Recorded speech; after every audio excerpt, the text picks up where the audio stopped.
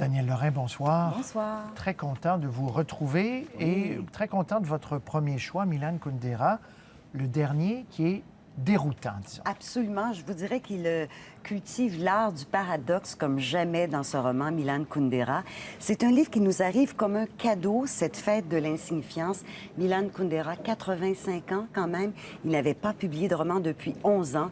C'est un de nos grands écrivains, un des grands écrivains de notre époque, donc tchèque d'origine, qui vit en France depuis 1975, traduit dans une trentaine de langues. On pense bien sûr, souvent quand on pense à lui, à l'insoutenable légèreté de Il y a l'être. une période où on a tous lu ça à un moment donné. Vraiment, oui. c'est devenu On un a eu livre l'impression. culte Ouais, c'est ça. qui a été adapté d'ailleurs au cinéma avec Juliette Binoche. Exact. Là, on est dans un livre beaucoup plus court, plus bref, plus dépouillé, mais encore une fois, beaucoup d'ironie, beaucoup de légèreté. Ce qui domine surtout, c'est la bonne humeur dans ce livre-là.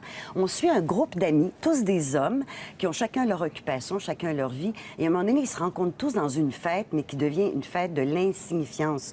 Pas possible. Mais tout ça, c'est un prétexte pour Kundera. C'est un prétexte, en fond, pour poser toutes sortes de questions et pour s'amuser et pour nous amuser. Il y a beaucoup de questions de la séduction. Ça, c'est souvent le cas chez Kundera. Donc, il y a un homme, par exemple, on est à Paris, qui regarde les jeunes filles, qui s'aperçoit qu'elles ont tout le nombril dénudé et qui se dit, mais qu'est-ce que c'est que cette mode? Autrefois, les femmes séduisaient par leurs seins, leurs fesses, leurs cuisses. Pourquoi cette obsession du nombril? Et donc, ça va revenir, ça, plus tard dans le roman. Un autre homme dit, non, le meilleur moyen de séduire une femme, c'est pas de se montrer brillant, c'est d'avoir l'air vraiment insignifiant. Comme ça, la femme se sent pas obligée d'entrer en compétition avec vous. L'insignifiance la libère, elle devient insouciante et vous pouvez la séduire. Donc, Alors, il y c'est a toutes amusant, sortes de c'est fin, passages comme ça. beaucoup de finesse. Oui, beaucoup de finesse. Très bien. Et je vous dirais, à la fin du roman, on ne sait pas finalement, est-ce qu'il fait l'éloge de l'insignifiance ou est-ce qu'il trouve ça terrible? C'est toujours comme ça, Kundera. On ne sait pas trop sur quel pied danser. Ce qui est sûr, c'est que c'est un livre, je vous dirais que la bonne humeur est contagieuse. Et quand on ferme le livre, on n'a vraiment pas envie de se prendre au sérieux. Vraiment pas. Et voilà. Alors, Milan Kundera, La fête de l'insignifiance. Oui. Deuxième livre, l'album multicolore, Louise Dupré. Tout un autre De chez nous. style, oui. Voilà. Une grande poète, d'ailleurs.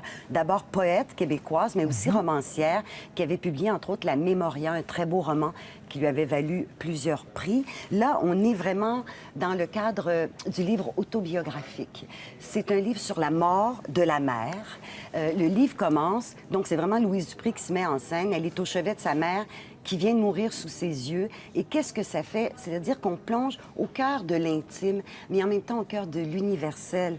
On a tous des parents, on risque tous de les perdre. Et encore plus, je vous dirais, ce qui est plus fort, celle qui nous a donné la vie, qui meurt devant nous. Qu'est-ce que ça fait?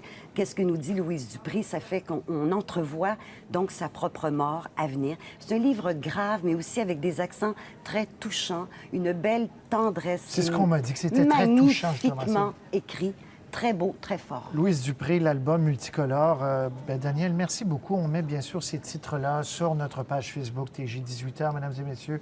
Je vais dans quelques minutes le tweeter avec les titres, mais c'est toujours donc un plaisir. On se retrouve dans 2 semaines. Oui. Merci. Merci.